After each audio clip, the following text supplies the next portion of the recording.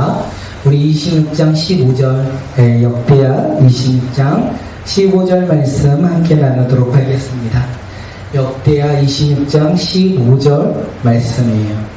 제가 놀라운 사실을 알았어요. 금요일만 되면 놀라운 기적이 일어나요. 제가 찬양할 때 아무도 잘 수가 없는데 자는 아이들이 그렇게 생겨요. 제가 말씀을 전할 때 애들이 자면 이해가 되는데 찬양할 때 자더라고요. 야, 그거는 진짜 너무 놀라운 사실이라는 사실. 제 찬양이 은혜가 있나 봐요. 제 금요일마다 그것을 깨닫습니다. 우리 역대하 26장 15절 말씀 우리 함께 말씀을 읽도록 하겠습니다. 시작. 예루살렘에는 무기 제조 기술자들을 두어 새로운 무기를 보완하여 만들게 하였으니 그 무기는 망대와 성막 모서리 위에 설치하여 활과 큰 돌을 쏘아 달리는 것이었다. 그의 명성이 사방으로 퍼졌고 하나님께서 그를 도우셨으므로 그는 매우 강한 왕이 되었다.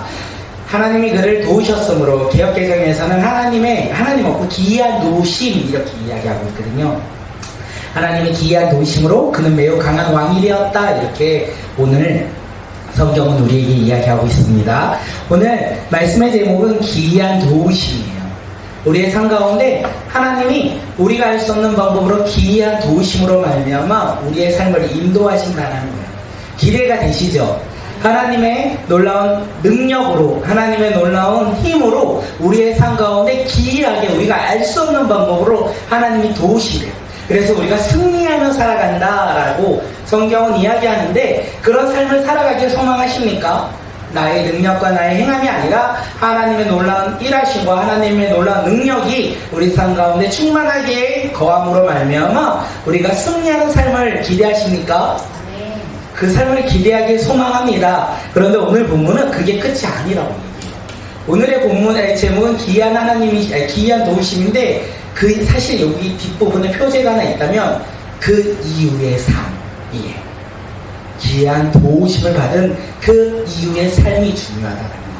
과연 그게 어떤 삶인지 오늘 우리가 우시아 왕에 대해서 이야기를 함께 나눌 텐데, 그것이 어떤 의미로 우리 삶을 다가오는지 함께 말씀 나누도록 하겠습니다. 오늘 예성이가 없어서 우리 누구죠? 준혁이가 그 역할을, 원래 준혁이가 항상 잘하는데 예성이가 날마다 큰 소리로 해가지고 준혁이가 계속 대답을 해주셔야지 진도가 나을 것 같습니다. 지난주 거예요. 바꾸지 못했어요. 이스라엘의 초대왕은 누구죠? 사울. 도윤아 잘 들어야 돼. 다음 주에 너한테 질문할 거야. 그 다음에 왕은요? 다윗이죠. 그리고요? 솔로몬이에요. 여기까지는 무슨 왕국? 통일왕국.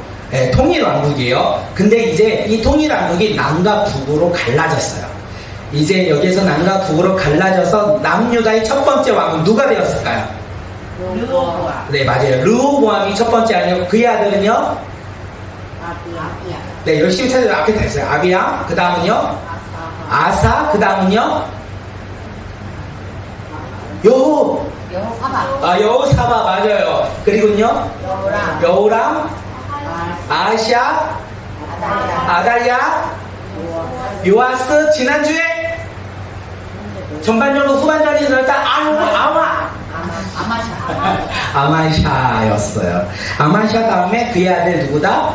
우시야 왕이 오늘의 나눔의 이야기의 왕입니다. 우리가 아마샤 왕을 잠시 나누면요, 에돔과의 전쟁에서 그는요 하나님의 말씀에 순종했어요. 그는 애매한 왕이라고 말씀드렸어요. 그는 애매했지만 전반전에 그의 삶은요 하나님을 믿는 삶이었어요. 그래서 그는 하나님의 말씀에 순종하여 에돔과의 전쟁 가운데 승리하였다라는 것을 우리가 알 수 있습니다. 승리는 좋은 거죠. 많은 것을 우리가 소유했다라는 건 좋은 거예요. 그런데 그 소유가 그의 삶의 변화를 일으켜요. 어떻게요? 하나님의 말씀에 겸손한 삶에서 그가 하나님 말씀이 아닌 세상을 바라보며 자신을 바라보는 교만한 삶으로 그가 변화되었다는 것을 이야기합니다. 그리고 그는 북이스라엘과 전쟁을 하고자 합니다.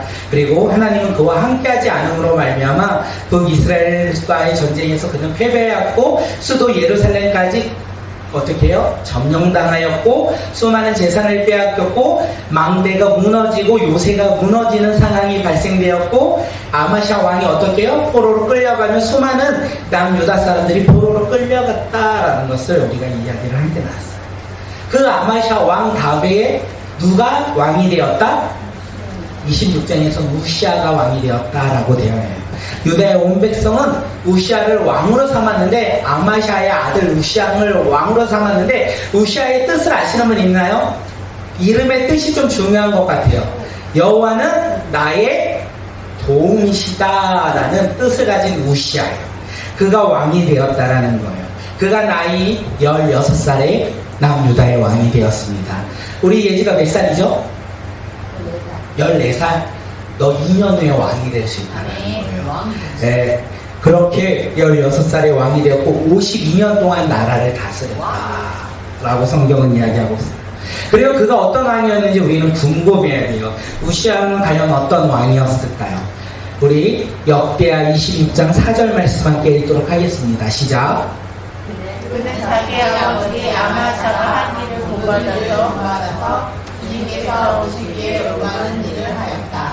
네, 그는 자기 아버지 아마샤가 한 모든 일을 본받아서 주님께서 보시기에 올바른 일을 하였다라고 되어 있어요. 우리가 여기서 짚고 넘어가야 돼요. 뭡니까? 우리가 여기서 무엇을 짚고 넘어가야 합니까? 우시아 아버지가 주님이 보시기에 올바른 일을 하였을까요? 그가 모든 일을 주님이 보시기에 올바른 일을 행하였을까요? 아까도 말씀드렸어요. 전반전에는 하나님의 말씀에 따라 순종하였지만 후반전에는 어떻게? 하나님의 말씀에 순종하지 아니했다. 교만한 삶을 그가 살았다라고 우리는 성경을 통하여 알 수 있었습니다. 그런데 지금 뭐라고 하고 있죠? 4절에서는요. 4절 다시 한번 볼게요. 4절.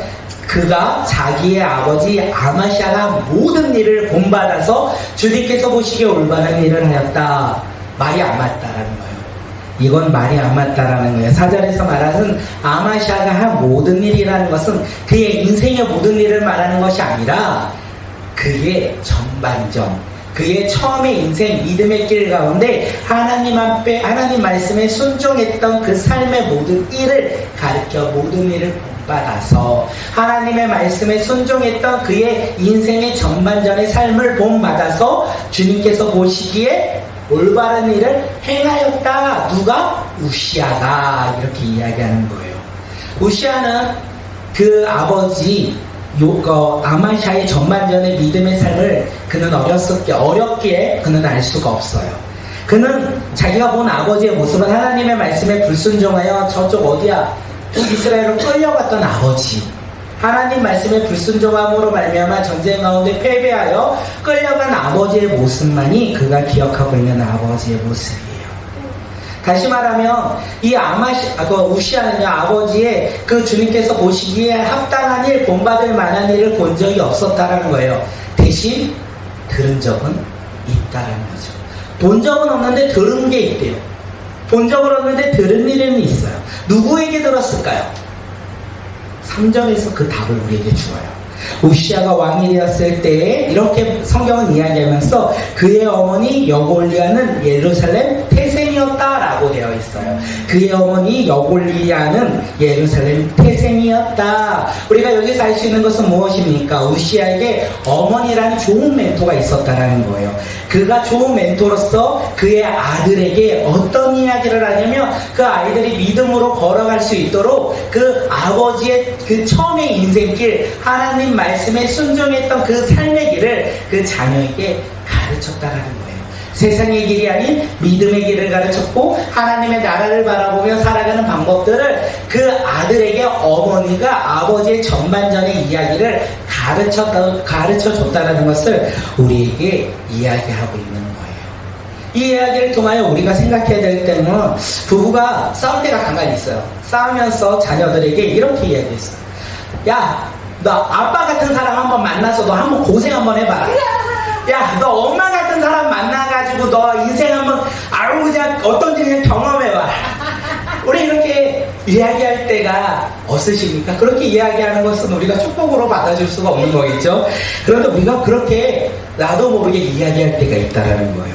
사실 여기에서 보면 우시아의 어머니도 그렇게 이야기할 수 있어요. 야, 너희 아버지가 하나님 말씀에 순종하지 않음으로 말미암아 교만함으로 말미암아 난 유다가 멸망당했어. 너는 그 길을 걸어가면 안 돼. 이렇게 가르칠 수도 있었다라는 거예요. 그런데 그의 어머니는 그렇게 가르치지 않았어요. 그 자녀에게 어떤 길을 가르쳐 줍니까? 믿음의 길을 가르쳐 줘요. 하나님을 섬기고 사랑했던 그 아버지의 그 인생의 전반전을 가르쳐 주었다는 것을 우리가 알 수 있다는 거예요. 자녀가 그러므로 무엇을 배웠을까요? 교만함을 배운 게 아니라 겸손함을 배웠다는 거예요. 세상을 바라보는 것을 배운 게 아니라 하나님을 바라보는 것을 배웠다는 거예요. 좋은 어머니 밑에 자라난 우시아가 지금 아버지의 모든 것을 본받아 하나님을 따라가는 것을 본받아 주님께서 보시기에 올바른 일을 행하였다라고 성경은 이야기하고 있어요. 우리 자녀에게 우리는 좋은 것을 주고 싶어요. 우리는 자녀에게 참 귀한 것을 주고 싶어요. 우리 자녀가 세상에서 성공할 수 있도록 그 길을 안내하고 싶고 그 길을 인도하고 싶어요. 능력만 낸다면 내가 가진 것들 다 우리 다음 세대 자녀에게 주고 그 자녀가 좋은 것을 가지고 좋은 것을 누릴 수 있도록 전해주고 싶으신가요? 저는 제가 그냥 좋은 거를 먹고 살겠어요. 그런데 그게 사실 부모의 또 욕심이 아닐까 생각되어집니다. 그런데 진짜 좋은 것을 가르치는 부모는 어떤 부모냐? 그 자녀가 믿음으로 살아갈 수 있도록 하나님을 바라보며 살아갈 수 있도록 그 하나님을 바라보며 살아가는 것이 인생의 성공이라는 것을 가르쳐주는 부모가 좋은 부모라고 오늘 성경은 이야기하고 있어요. 그 가르침을 받은 우시아가 어떻게 인생에서 성공을 하는지 우리가 함께 나눌 거예요. 그리고 우시아에게는 또 다른 멘토가 있었습니다. 엄마가 좋은 멘토였고요. 또 다른 멘토가 누구였냐면 26.5절 우리 함께 말씀 읽도록 하겠습니다. 시작. 하나님을 명랑으로 가르쳐주는 스가랴가 있었는데 스가랴가 살아있는 동안 우시아는 하나님의 뜻을 찾았다. 그가 주님의 뜻을 찾는 동안은 하나님께서 그가 하는 일마다 잘 되게 하여 주셨다. 우시아에게는요 누가 있었다고요? 하나님을 경외하도록 가르쳐주는 스가랴가 있었다. 스가랴가 살아있는 동안에는 우시아가 하나님을 찾았고요. 우시아가 하나님을 찾는 동안에는 하나님께서 그에게 모든 것을 잘 되도록 하나님께서 인도하셨다라고 성경은 이야기하고 있어요. 네, 놀랍지 않습니까?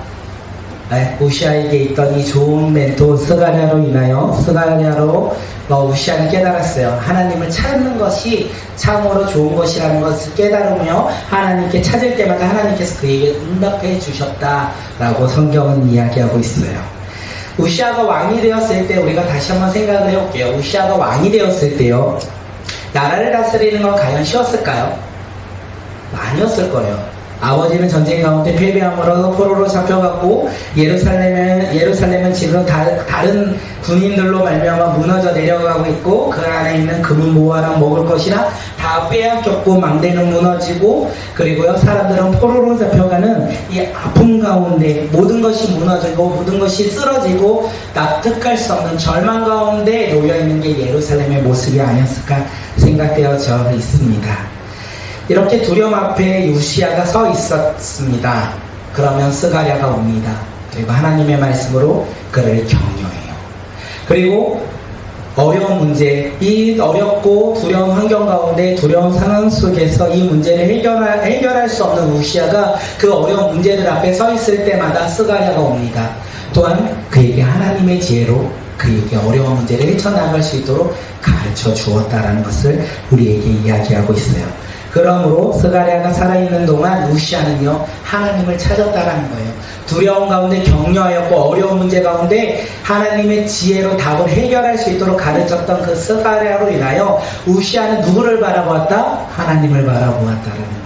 그는 하나님을 바라보았을 때 하나님께서 그가 하는 일마다 잘되게 해주셨다는 것을 성경이 이야기하고 있어요. 다시 말해서 우시아의 모든 성공은 자신의 노력과 자신의 힘과 자신의 능력으로 이루어진 것이 아니라 하나님께서 주신 놀라운 축복이라는 것을 오늘 이 본문을 통해서 우리는 알 수 있다는 거예요. 이 어려운 상황 속에서 두려운 상황 속에서 우시아는 지금 누구를 바라보았다? 하나님을 바라보았다라는 거예요. 두려운 가운데 하나님의 그 사랑으로 그가 회복되었고 어려운 문제 앞에 하나님의 지혜로 그가 그 문제를 해결할 수 있었다라고 성경은 이야기하고 있습니다. 어떻게 해결하고 있습니까? 먼저 그가 나라 안의 일을 안정시켰다라고 성경은 이야기하고 있어요. 역대하 26장 2절을 볼게요. 네, 함께 읽겠습니다. 시작. 아마샤 왕이 죽은 뒤에 우시아는 엘랏을 재건하여 유다에 기속시켰다. 우시아는 엘랏을 재건하여 유다에 기속시켰다. 엘랏은 항구 도시예요. 항구 도시로서 솔로몬 때 그리고 여호사밧이 그때 항구로 인해서 해양 무역으로 다시 한번 나라를 부흥시키려고 했던 때가 그 중심지가 어디냐면 엘랏이라고 합니다. 그래서 지금 우시아가 이 엘랏을 재건하고 유다에 기속시켰다는 것은 무역을 활성화시켰다는 거예요. 나라 경제를 활성화시키려고 그가 해상으로 무역을 시작하였고 그 상권을 회복함으로 말미암아 나라의 재정이 안정적으로 돌아갔다는 것을 의미한다라고 우리는 볼 수 있어요. 나라가 이제 안정적으로 재건되었다면 이제 나라들은 어떻게 해요? 나라 밖으로 눈을 돌리죠. 전쟁을 통하여 나라가 강한 나라로, 전쟁을 통하여 다시는 다른 나라들이 침범할 수 없는 강한 나라로 그 나라의 국력을 키웁니다. 우리 역대하 26장 7절 말씀 함께 읽을게요. 시작. 받아서 블레셋 사람과 부르바에 사는 아라비아 사람과 마온 사람을 쳤다. 그는 하나님이 그를 도우사. 그는 하나님의 도움을 받아서 어떻게 해요? 블레셋 사람을 쳤고요. 아라비아 사람을 쳤고요. 마온 사람을 쳤다. 다시 말하면 그는 승리했다라는 것을 이야기하고 있어요. 이 승리를 어떻게 되는지 아십니까? 그 옆에 있는 암몬 사람들이요. 지레 짐작하며 두려움에 겁을 먹었어요. 그래서 조공을 바치기 시작해요. 그리고 이집트는 그 당시 최강대국이었는데 저 멀리 있는 이집트까지 그 남유다 우시아의 왕의 이야기가 들려졌다 이렇게 이야기하고 있습니다. 그 모든 것이 어떻게 해요? 하나님의 도우심으로 나라가 안정적으로 다시 회복되었다라는 것을 이야기하고 있어요. 우시아는 이제 나라가 전쟁 가운데 회복되어서 이제는 예루살렘 성벽을 무너졌던 그 성벽들을 다시 보수했고요. 망대를 세우고 요새를 만들었습니다. 그리고 군대를 재편했는데 장교만 2,600명이라고 되어 있고요. 그리고 대적과 싸워 이길 군인의 수는 30만 7천 명이라고 성경은 되어 있어요. 이 모든 일을요. 7절에서 누구의 도우심으로? 하나님의 도우심으로 이렇게 이야기해요. 그리고 15절의 개역개정을 보니까 기이한 도우심을 얻어 강성해졌다라고 이야기하고 있어요. 하나님의 기이한 도우심을 얻어 그 남은 유다는 우시아는 강성해졌다라고 성경은 이야기하고 있는 거예요. 좋죠. 하나님의 기이한 도우심으로 다시 나라가 회복되고 치유받았다라는 거예요. 우시아는요, 사실 왕이 되었을 때 다시 한번 말씀드리지만 너무나 어려운 상황이었어요. 두려움이 가득했고 그리고 모든 것이 무너지고 절망과 좌절이 가득한 것이 바로 남유다의 모습이었습니다. 그런데 이 두렵고 어려운 상황 속에서 왕위에 오른 우시아가 하나님의 말씀에 순종함으로 말미암아 하나님이 그를 도우셨어요. 그리고 하나님이 그를 기이한 방법으로 도우심으로 말미암아 그가 예전보다 더 강한 나라로 변화되었다는 것을 우리에게 이야기하고 있습니다. 이 이야기를 통해서 우리가 깨달을 수 있는 것은 우리 삶 가운데 힘들고 어려움이 있을 수 있을 것 같아요. 두려움이 있을 것 같아요. 우리의 삶 속에서 고난과 근심과 걱정이 있을 수 있을 것 같아요. 그때 우리는 무엇을 해야 합니까? 상황을 바라보며 그리고 주어진 조건들을 바라보며 우리는 무언가를 내가 해야지, 노력해야지 이렇게 판단하는 것이 아니라 우리는 그때 하나님의 말씀 앞에 순종하는 자들이 되기를 소망합니다. 주님을 바라보는 자들이 되기를 소망해요. 우리가 하나님을 바라볼 때요, 하나님은 우리를 도우실 거예요. 하나님은 우리를 도우시고자 준비하고 계셔요. 그러면 우리가 하나님의 말씀에 순종할 때 하나님은 기쁨으로 우리를 도우실 거예요. 그리고 어떻게 해요? 기이한 방법, 우리가 알 수 없는 방법으로 하나님은 우리 가운데 상황을 열어주실 것이고 환경을 열어주실 것이고 사람을 변화시켜 주실 것이에요. 우리는 그것으로 말미암아 회복될 것이고 치유될 것이에요. 왜 우리가 그렇게 믿으냐? 오늘 본문이 우리에게 그렇게 이야기해요. 하나님의 말씀은요, 예전에만 있었던 것이 아니라 그 말씀은 오늘을 살아가는 우리에게도 동일하게 역사할 거예요. 그러므로 우리는 기대하기를 소망합니다. 나를 도우실 하나님, 나를 기이한 방법으로 내가 생각하고 내가 나의 환경 가운데 이루어질 수 없는 방법으로 일하실 것이라는 그 하나님을 신뢰하며 소망하며 나가는 주님의 자녀들이 바로 오늘 우리 모두가 되길 소망합니다. 말씀을 듣고요, 좋은 말씀이지 라고 생각하면 그 말씀은 나의 삶에서 절대 이루어질 수가 없다. 우리는 신뢰함으로 믿을 때 하나님의 말씀이 우리 삶 가운데 이루어진다는 것을 깨닫고 우리가 더욱더 하나님의 그 말씀 앞에 순종함으로 하나님의 도우심을 날마다 누리는 자들이 되길 소망합니다. 아멘. 그래서 잘 되면 좋겠죠. 아멘. 네, 그래서 우리가 행복하게 잘 살면 좋겠죠. 옛날에는 치킨을 1년에 한 번 먹었는데 우리가 하나님의 말씀에 순종하니까 치킨을 한 달에 한 번씩 나오고 너무나 좋은데 우리가 하나님의 말씀에 날마다 순종하며 기뻐하니까 우리가 매일 치킨을 먹을 수 있는 환경이 오면 날마다 너무 좋겠죠. 네. 치킨만 먹으면 그러니까 우리가 피자도 먹고 샐러드도 먹고 소고기도 먹고 내가 좋아하는 것도 사고 더 넓은 집으로도 이사가고 이러면 너무 좋겠죠. 그런데 놀라운 것은 문제가 이제 생긴다라는 거예요. 우시아의 삶에 지금 그런 삶이 된 거예요. 쉬운 말로 먹을 것이 없었어요. 그런데 하나님의 말씀에 순종하니까 먹을 것이 생긴 거예요. 그리고 하나님의 말씀에 순종하니까 더 좋은 것으로 하나님이 채워주셨어요. 그때 우리는 어떤 마음이 생깁니까? 하나님을 믿는 마음이 아니라 이제는 나는 내 주머니를 바라보기 시작해요. 내가 먹는 것을 기대하며 하나님께 기도했던 자가 아니라 내 먹는 것에 더 좋은 것을 먹고자 나는 먹는 것을 바라보기 시작해요. 더 누리고자 하는 거예요. 하나님을 바라보며 겸손하게 주신 것을 기뻐하며 살아갔던 내가 하나님이 주신 것이 많으면 많을수록 우리는 하나님을 멀리하며 주신 것이 내 거다 생각하며 살아가는 교만한 마음으로 변화된다는 거예요. 우리가 그것을 어떻게 알아요? 오늘 본문에서 이야기해요. 기이한 도심이 있는 자들의 삶은 겸손한 삶이 되어야 하는데 기이한 도심이 있는 삶이 교만한 삶으로 간다는 거예요. 우리가 그것을 깨닫는 자들이 되길 소망합니다. 왜냐하면 오늘 본문이 이야기합니다. 우리 26장 16절 말씀 함께 읽겠습니다. 시작. 우시아 왕은 힘이 세어지면서 교만하게 되더니 드디어 악한 일을 저지르고 말았다. 주님의 성전 안에 있는 분향단에다가 분향을 하려고 그리로 들어간 것이다. 이것은 주 하나님께 죄를 짓는 일이었다. 우시아 왕은 하나님의 도우심으로 그 도우심으로 말미암아 하나님의 기이한 도우심으로 말미암아 나라가 치유되었고 회복되었어요. 또 잘 살게 되었다라는 거예요. 쉬운 말로 잘 살게 되어서 이제는 힘이 있어졌어요. 가진 것이 많기에 그는 힘이 세지기 시작했어요. 그런데 그는 그 힘으로 말미암아 세진 힘으로 말미암아 겸손함을 내려놓고 교만한 자리로 나아갔다라는 것을 우리는 알 수 있어요. 이 이야기를 통하여 우리는 깨달을 게 있습니다. 뭐를 깨달았냐면 많이 가진 자를 부러워할 필요가 없겠다라는 거예요. 하나님은 날마다 그 많이 가진 자에게 많이 그리고 오늘 우리에게는 우리가 필요할 만큼 채워주시는 분이라는 거예요.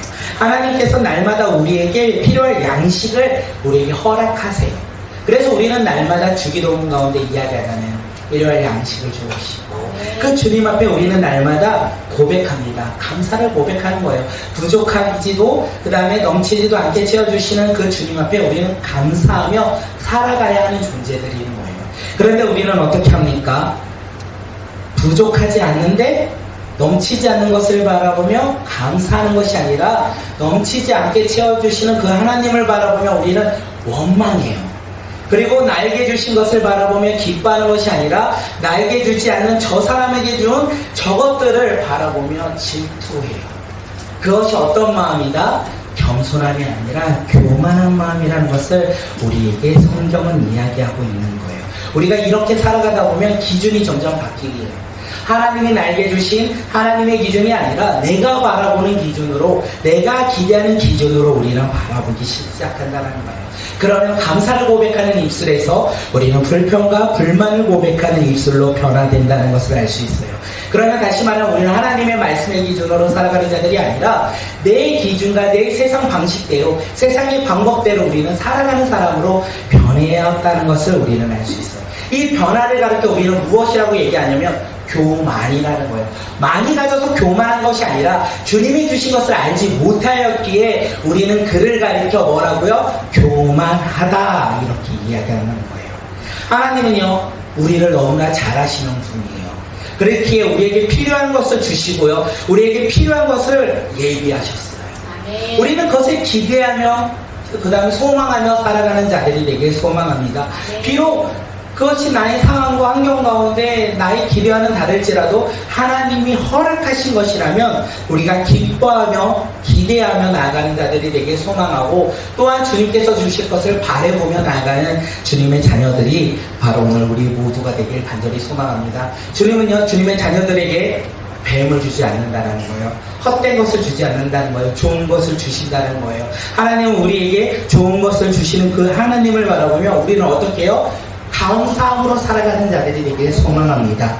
그리고 하나님은 우리에게 주신 것이 너무 황되게 보일 때도 있어요. 우리가 그것을 가리켜 꿈과 비전이라고 이야기도 합니다. 나의 상황 가운데 이 말씀이 이루어지지 않을 것 같아. 나의 상황 속에서는 이 말씀이 절대로 이루어지지 않을 것 같아. 이렇게 생각하는 게 뭐라고요?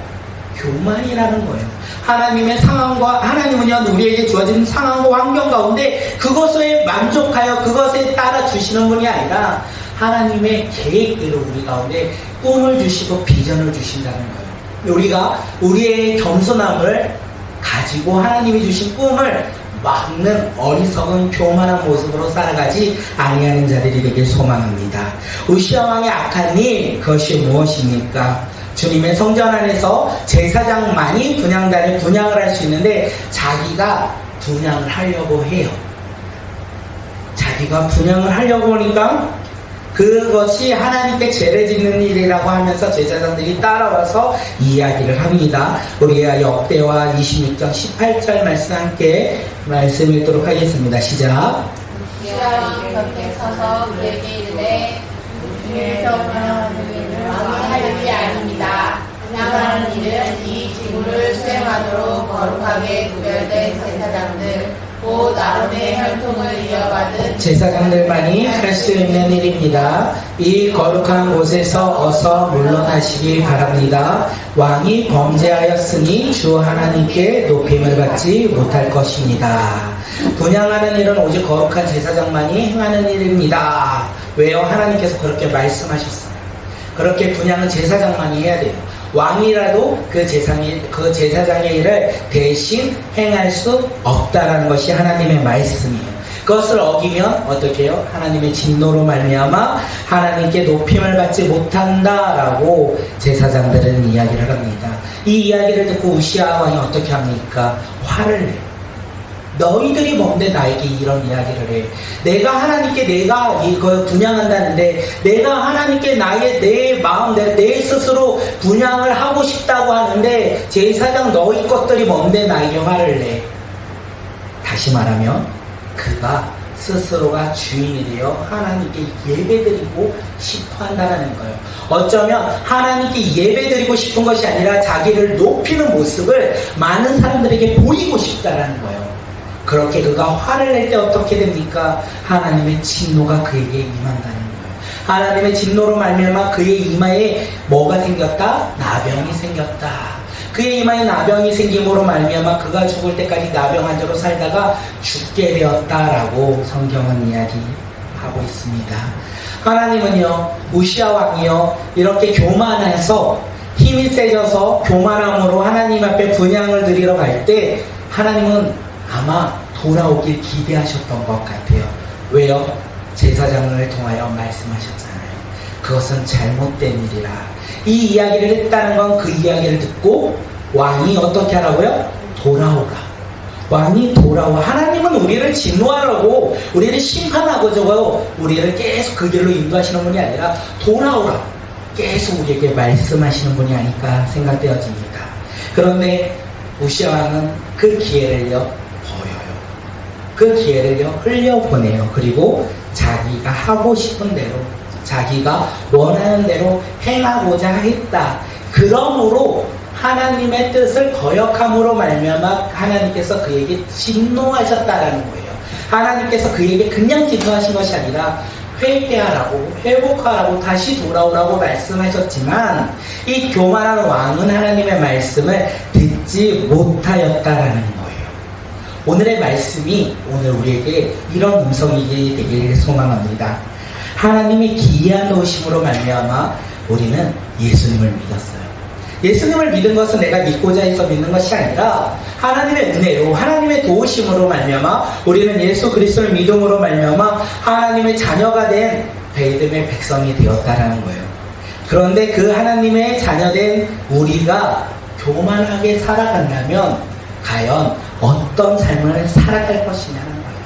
하나님의 기이한 도우심으로 예수 그리스도를 믿음으로 말미암아 구원받은 하나님의 자녀인 우리가 나의 의와 나의 생각과 내가 바라는 대로 세상의 방법대로 그리고 주어진 상황과 환경 속에서 내가 기대하는 대로 세상의 방식대로 살아간다면 오늘 우리는 어떻게 되느냐는 거예요. 그 가운데 우리는 나만의 교만함을 찾기를 소망합니다. 그래서 주님이 말씀하세요. 그 교만함은 하나님께 영광이 되지 못한다라고 말씀하실 때 우리는요 돌이켜야 된다는 거예요.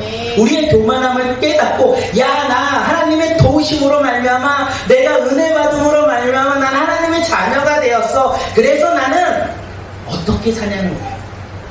오늘 나는 어떻게 살아가냐는 거예요. 하나님을 예배하며 하나님을 높이며 하나님께 영광을 올려드리며 살아가느냐, 아니면 내 삶 속에서 교만함을 가지고 세상의 방법과 세상의 기준대로 살아가느냐. 그랬을 때 우리의 삶의 모습은 달라지지 않을까 생각되어집니다. 오늘 우리의 삶의 교만이 무엇입니까? 하나님이 아닌 하나님보다 더 내 삶 가운데 중요하게 생각하는 것, 하나님을 예배하는 예배보다 이 세상을 더욱더 경배하며 세상의 성공을 바라보며 세상의 기쁨과 행복을 바라보며 세상에서 주는 쉼을 바라보며 살아가고자 하는 나의 마음 가운데 교만함은 과연 무엇인지 우리가 그것을 깨닫고 우리가 주님 앞에 회개하며 돌이키며 나가는 믿음의 자녀들이 되길 소망합니다. 우리가 그렇게 교만함 가운데 회개하고 우리가 주님 앞에 돌아갈 때 주님께서는요, 야, 너 그랬었지, 너 그렇게 죄를 범하였지, 너 그 회개 마음에 안 들어, 이렇게 말씀하시는 분이 아니라는 거예요. 주님은 우리를 기다리고 계십니다. 그 교만함을 내려놓고 주님 앞에 돌아올 우리의 겸손함을 기다리고 계신다는 거예요. 그래서 우리는 어떻게 살아가야 합니까? 겸손하게 살아가야 된다는 거예요. 하나님의 도우심으로 우리가 살아가는 것에 기뻐하며 우리가 그 보이는 은혜 가운데, 우리가 누리는 은혜 가운데, 주어진 환경과 상황 가운데 살아가는 자들이 아니라 비록 하나님의 기이한 도우심이 없는 것 같을지라도 겸손하게 주님과 동행하며 살아가는 것이 더 큰 은혜인 것을 우리가 깨닫는 자들이 되길 소망합니다. 예수 믿으며 복을 받습니다. 그런데 다시 한번 말씀드리지만 세상의 복이 아닐 수도 있습니다. 하늘의 복을 바라보며 살아가는 자들이 되길 소망합니다. 제가 예전에도 한번 말씀드렸어요. 제주도에서 비행기를 타고 오는데 이 서울에는 아파트가 너무 많아요. 너무 많은데 이 아파트 중에 왜 우리 집 아파트만 없냐라고 고백할 때 우리는 어디를 바라보아야 된다고요? 보이는 아파트를 보라는 게 아니라 하늘의 놀라운 아파트를 바라보며 살아가는 자, 그것이 바로 겸손한 자, 그것이 바로 기이한 은혜 가운데 살아가는 겸손함이 충만한 삶이 아닐까 생각되어집니다.